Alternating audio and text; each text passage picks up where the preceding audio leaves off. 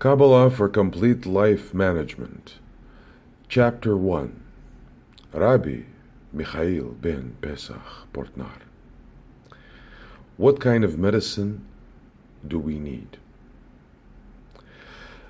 The more badly the sickness, the more powerful the medicine has to be. This is why we need nowadays such a powerful medicine against the advanced self-love. What is the difference between the mind and the body? After all, both wants to receive for themselves. The lower mind wants to receive for himself at the level of thoughts, for instance, through calculations. Thought is the first stage of a wish. Calculation. The heart is somewhat heavier than thought.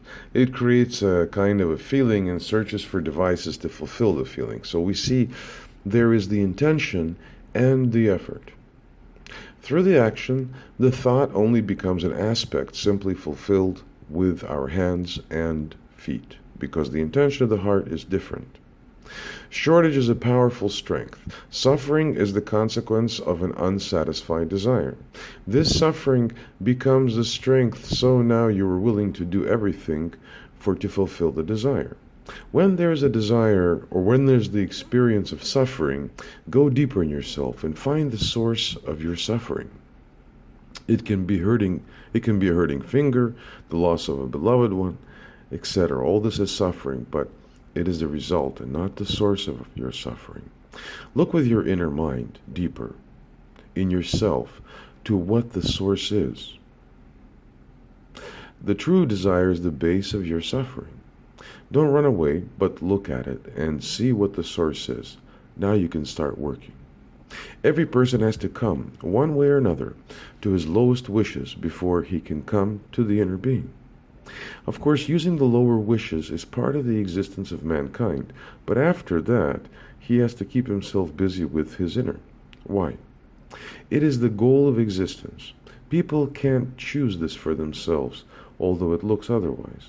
Every person will come to his fulfillment, and all his creative strengths given to him will be explored. There is no escape, although we can't see it right now. When someone doesn't want this, he is as a child. Can we say to a child, do this, do that? No. A child wants to play with his toys, and can we blame him? It is the same with a grown-up person. He also plays with his toys in an imaginary world. He lives in his fantasy, but no one can escape from it. The faster we do this, the better. The Kabbalah gives us a way to reach the finish as soon as possible. Just as running a marathon, someone has already reached the finish, and another person is just halfway. When you're learning Kabbalah and follow the instructions, you will reach the finish earlier. Suffering hasn't to be a part of your life. When you apply the Kabbalah in your personal life, you don't need suffering. You are way ahead of the suffering, but this will need time and effort.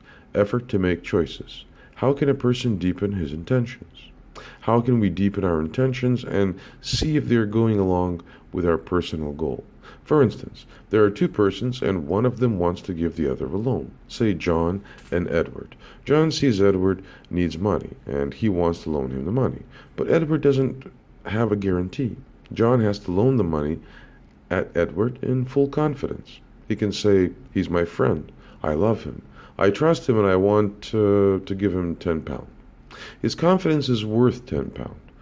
Or, for instance, John trusts him and gives him £100. His trust is worth £100. Or suppose John says, I trust Edward so much, I give him half of my property, meaning he has a huge confidence in him. Suppose Edward doesn't give him back the loan. It is possible too. The love for his friend is so big, his confidence is so huge, greater than the first example. There's another kind of trust, a trust of 100%, meaning someone is prepared to give everything without the knowing if he will recover it. This is named a complete faith and confidence. And in the same way, we have to look inside ourselves, because only with the last example we can achieve the optimum. Am I prepared to give from myself? It is exactly the same. Is my faith enough for 10 pounds? Of course not in money, but in strengths, wishes, and in everything I think I am. Am I prepared to give from my I completely? This means making myself as an embryo in the womb of the light, and to give from my deepest point, the full confidence. Am I prepared to give time, every week, every day, to invest in my personal goal? Don't look at others, because if you do so, there will be nothing to be remembered from all the things you had heard during the lesson. From the inside, we are connected through invisible threads. Always look at yourself. When you say, I don't have time, or I have to pay so many bills, you let fate decide what is going to happen. When you say, I have only a quarter of time for Kabbalah, you put yourself in the hands of fate and let others say what you have to do. The community, your wife, children, etc. There's always a way to justify yourself and say, now I don't have time, but next week I'll have more time. Never let yourself be influenced by outsiders. Give time to your inner. This is your life. It is all about you. It is the only way for it to come closer to yourself. Don't give others the opportunity to say, do this, do that. There are two elements in the study and practice of Kabbalah that are important: working at your personal optimum development and study. Here, study means for your inner, or in other words, your intentions. There are two aspects: quantity and quality. How much time per day, per week, per month do you spend at your inner being? And how is the intensity? It is possible one person spend the whole day at his inner being, while another person hasn't the opportunity because he's busy with his daily life. So he may receive the minimum he needs in this life. Maybe he isn't as clever or bright and he doesn't work with his elbows. He needs 12 hours per day to provide his maintenance. Perhaps he has only 15 minutes of free time per day or even per week. Because he has less time, he has to work different than a person who can work 8 hours at his inner being. Qua strength, if he is sincere, it will be seen as very powerful, although he has little time to spend. So he can do this in his little time more than the person who is working the whole day at his inner being. We can't measure this work in absolute term. The little he has given at him by nature is used fully, because the light sees a person quite different by his strength than we do in this material world. We are looking at how many books someone has written and how many congresses he has visited, but in the real reality, meaning the inner, the intention and the goal he has set is far more important. Consider everything is relative. To understand Kabbalah and to apply Kabbalah, it is necessary to eliminate your thinking, meaning thinking yourself small from the inside. Don't make comparisons in what you already know. Kabbalah doesn't speak about our world, although we have to use words of this world. This is an original method. These are the instructions for the optimal use of the laws of the universe. Your outer being has nothing to do with Kabbalah.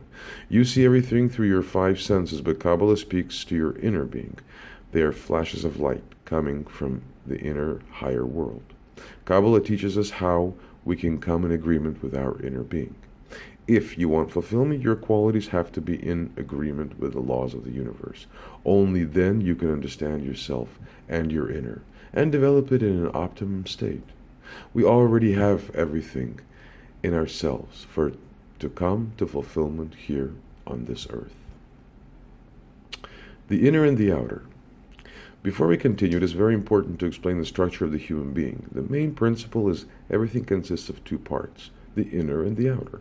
Outer being only lives according to the laws of the lower material world. For him, everything is in the name of I like it or I don't like it.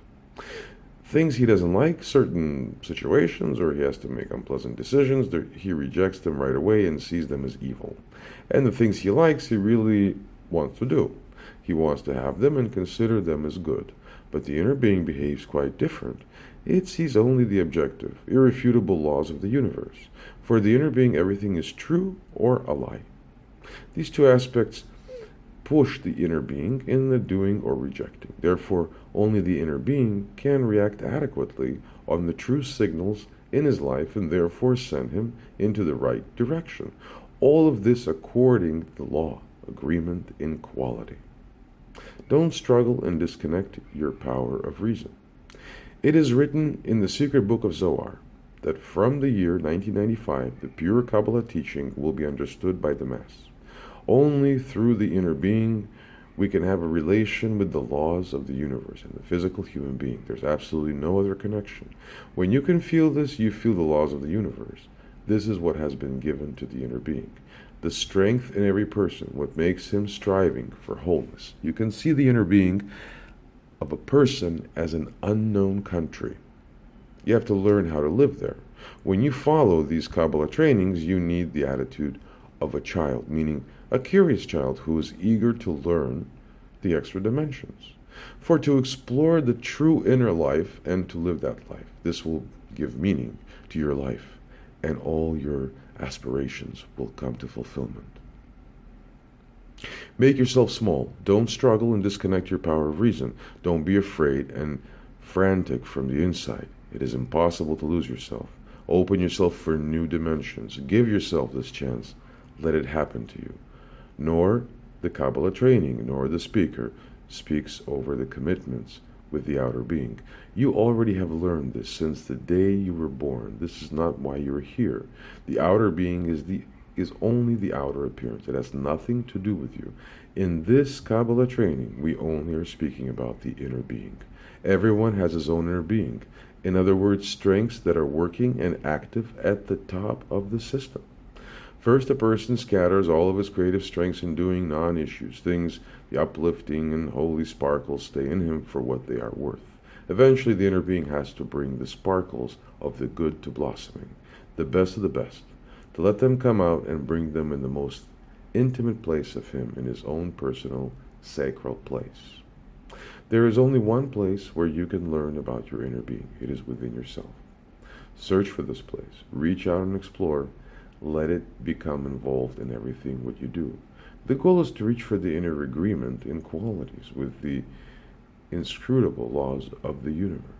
If you want the best out of you, you have to learn to experience your inner being, because your inner qualities are in agreement with the laws of the universe.